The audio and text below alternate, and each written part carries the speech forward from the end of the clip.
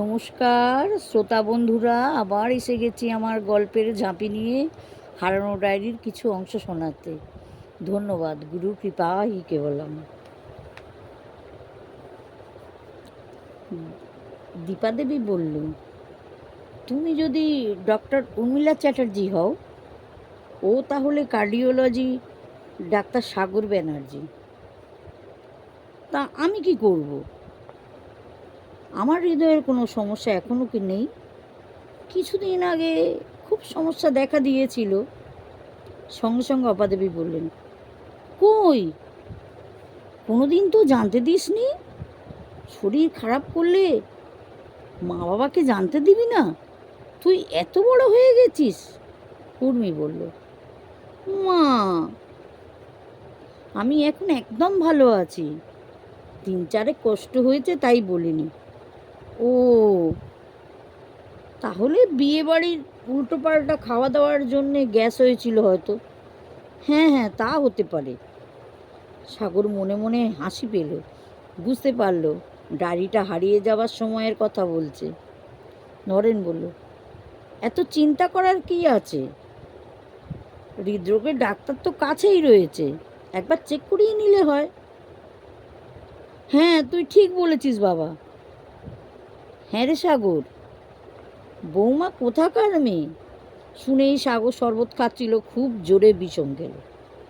সঙ্গে সঙ্গে অপাদেবী মাথায় হাত বুলিয়ে ষাট ষাট বলল, দেখ বৌমা তোর নাম করছে। নরেন বলল, ওর বিয়ে হলে তবে তো বৌমা হবে। হ্যাঁ, সে কি রে, এখনো বিয়ে করেনি? গ্রামের ছেলে এত বড় অবধি থাকে ওর পড়াশোনার জন্য, আর তাছাড়া ওর ইচ্ছাও হয়নি বিয়ে করার। সে কি কথা? সাগর আস্তে করে বলল, এসব কথা থাক না মাসি। বাবা, ছেলের লজ্জা দেখো।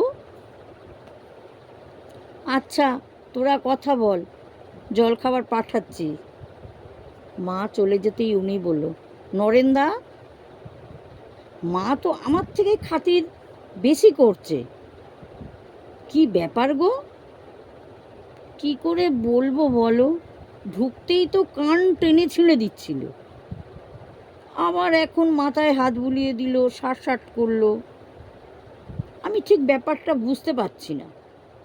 উনি বলল, আমি চিন্তায় চিন্তায় বুকের যন্ত্রণা ধরিয়ে ফেললাম। সঙ্গে সঙ্গে সাগর উত্তর দিল, তার জন্যে আমি তো আছি, ওই জন্যেই তো বুকের ডাক্তার হলাম। খুব হয়েছে, আমি মরছি আমার জ্বালায়। আর জ্বালা যন্ত্রণা কিছুই থাকতে দেব না।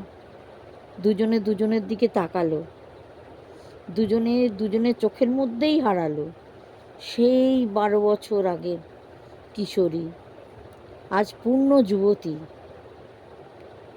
সেই 12 বছর আগে গ্রামের সেই ছেলেটা, টানা টানা চোখ, কি গভীর চাউনি, এখন আরও কত সুন্দর, সুপুরুষ হয়েছে। হালকা রং, চাপ দাড়ি। সত্যি কি এ আমার হবে? এত ভাগ্য আমার ভালো।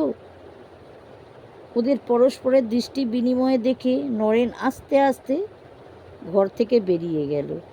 ওরা কিছু টেরও পেল না। শর্মির হাতে জলখাবারের থালা দেখে নরেন বলল, দাও দাও, আমি নিয়ে যাচ্ছি। কেন? তুমি নেবে কেন? আমি কি কিছু কাজ করতে পারি না নাকি? হ্যাঁ হ্যাঁ, তুমি পারবে না কেন? তা তুমি দরজার বাইরে দাঁড়িয়ে কেন? আরে না না, এমনি। নরেন আর শর্মির কথোপকথন শুনে ওরা নিজেদের মধ্যে ফিরে এলো।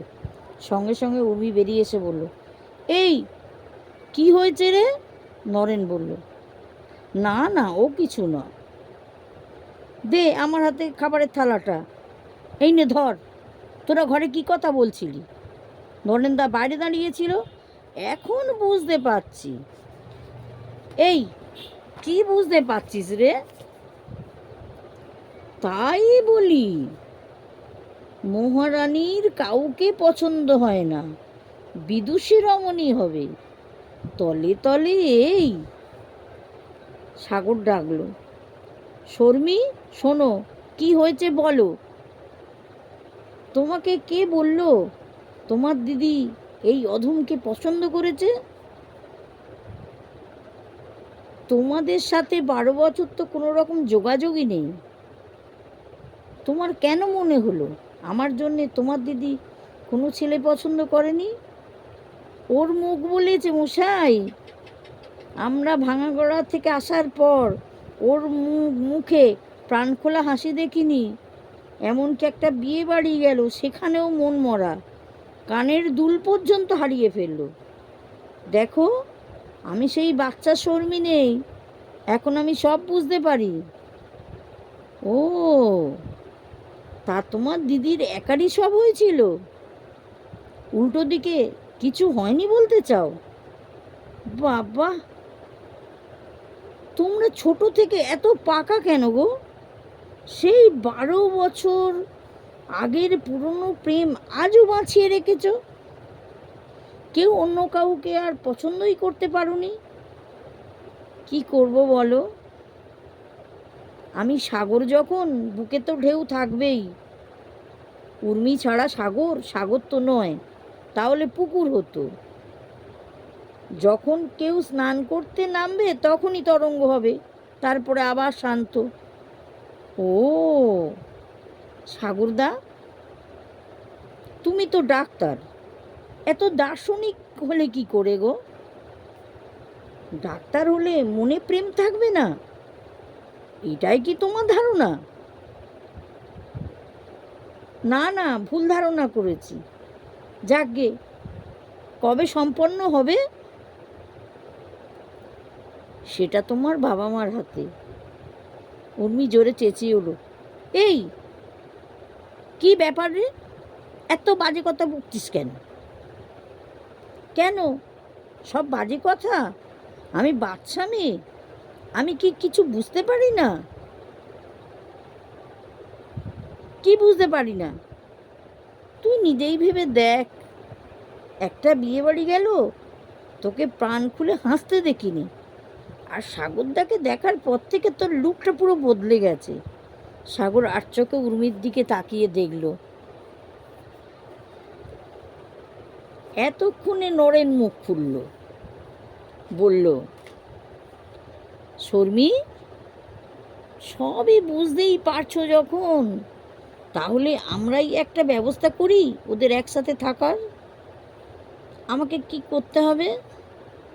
তোমার মাকে জানাতে হবে। ঠিক আছে, দেখছি, যদি শ্রীরামের সেতু বাঁধে কাঠবেড়ালির কাজটা করতে পারি। সাগর মুখ টিপে হাসল, বলল, তোমার পছন্দ হয়েছে আমাকে জামাইবাবু হিসেবে? না হওয়ার কি আছে, এমন হ্যান্ডসাম ছেলে কার পছন্দ হবে না? না না, কারোর পছন্দের কথা বলিনি। ঠিক আছে ঠিক আছে, অত দর তোমাকে আর বাড়াতে হবে না। দেখেছ শর্মী, তোমার দিদি কিভাবে আমাকে বলল। আমি দেখে শুনে কি আর করব বলো, তোমাদের ব্যাপার, তোমরাই বোঝো। বাবা, দুই বোনই সমান। শর্মী বলল, আমরা দুজনে এক মায়ের পেটের বোন, সমান তো হবই। এখনো সময় আছে, ভেবে চিন্তে সিদ্ধান্ত নিও। তখন নরেন উপাস থেকে গেয়ে উঠল, আমি জেনে শুনে বিষ করেছি পান, প্রাণেরও আশা ছেড়ে সঁপেছি প্রাণ। উর্মি বলল, নরেনদা, তোমার বন্ধুর এই তাহলে মনোভাব? সাগর বলল, আমি হাত জোড় করছি, আমি তোমার প্রেমে হব সবার কলঙ্ক ভাগী। শুনে ওরা তিনজনে জোরে জোরে হাততালি দিল।